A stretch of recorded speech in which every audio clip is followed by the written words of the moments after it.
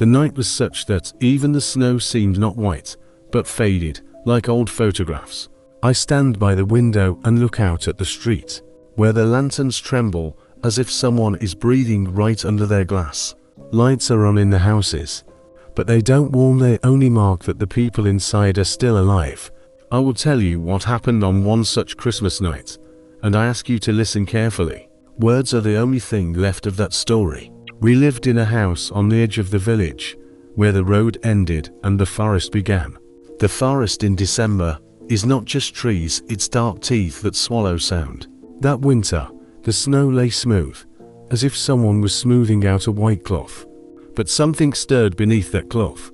I didn't understand at first what that stirring was. First it seemed like the wind, then like an animal, and then like memory. On the evening before Christmas, the smell of pine and old candles appeared in the house, but with it came another smell that could not be called warm or familiar. It was like the smell of a closed room where no one had breathed for a long time. I remember how, that night, the clock struck midnight, and everything in the house fell still. Even the clock seemed to be listening. I went out into the corridor, and the floor creaked under my feet, as if someone had walked on it before me and left footprints. On the table lay a postcard that I didn't remember writing to anyone. On it was just one word, written in neat, almost childish handwriting: "Do not open." I did not open it. I put the postcard in my pocket and went to the window. Outside the glass, in the whiteness, something was moving, not a person and not an animal, but a shadow that knew how people walk. That night, small things began to happen in the house that couldn't be explained. The fireplace, which we hadn't lit, suddenly gave off a faint warmth. Footprints appeared on the stairs, small, like from children's boots, though we had no children. In the room with the Christmas tree, the ornaments tinkled softly, though no one touched them. I heard footsteps in the attic, but when I went up, it was empty, just cobwebs and old boxes holding things better forgotten. And all this time, I kept that postcard in my pocket, and the words "do not open" seemed to grow louder. The clock struck midnight a second time, and then I heard a voice.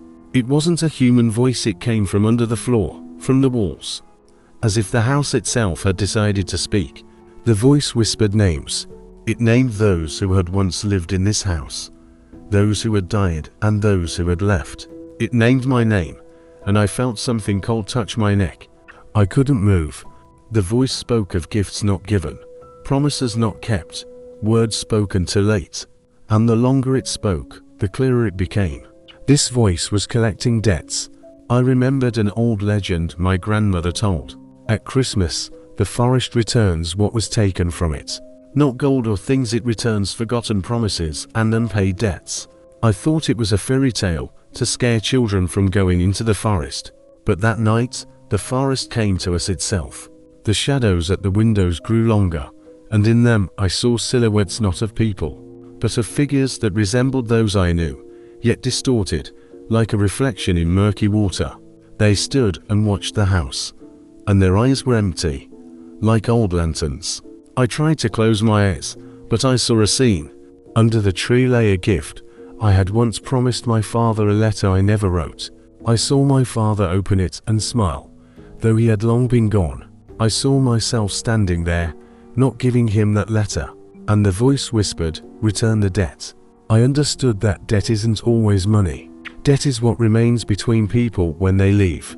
And the forest had come to take what was not returned. I took the postcard from my pocket and, without thinking, tore it open. Inside there was nothing, just a thin strip of paper with the words, "Open the door."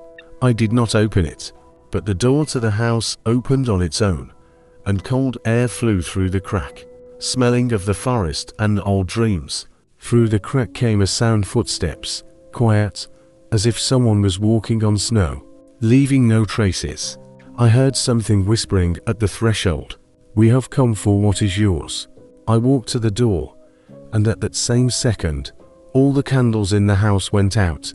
The darkness was not just an absence of light, it was dense, like fabric, and voices were heard within it. I heard laughter that was both childish and old, and this laughter knew all my secrets.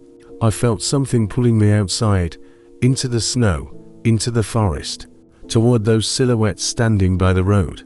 But I stayed. I closed the door and placed my palm on the lock, and in that moment I understood.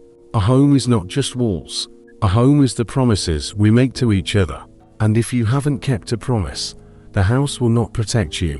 When dawn came, everything was as before. Snow, lanterns, people going about their business, unaware that the forest had come at night. But an emptiness remained in the house, one that couldn't be filled. On the table lay another postcard, and on it was written not "Do not open, but return." I took it and went to the window. Beyond the trees, someone was standing and watching. They didn't walk or breathe, but their presence was palpable, like cold on the skin. I put the postcard in a desk drawer and locked it with a key. But the key was warm, like a human palm, and I knew this was not the end. Since then, every Christmas I hear footsteps in the snow and whispers at the door. Sometimes I think I hear a name I have yet to speak. And if you ever receive a postcard with just one word, don't think it's a joke. Look carefully at the snow outside your window. If the shadows grow longer and the lanterns begin to tremble, remember, some things return not to punish, but to remind not everything can be left unfinished. Christmas is a time for giving, but sometimes it becomes a time when debt comes for you itself.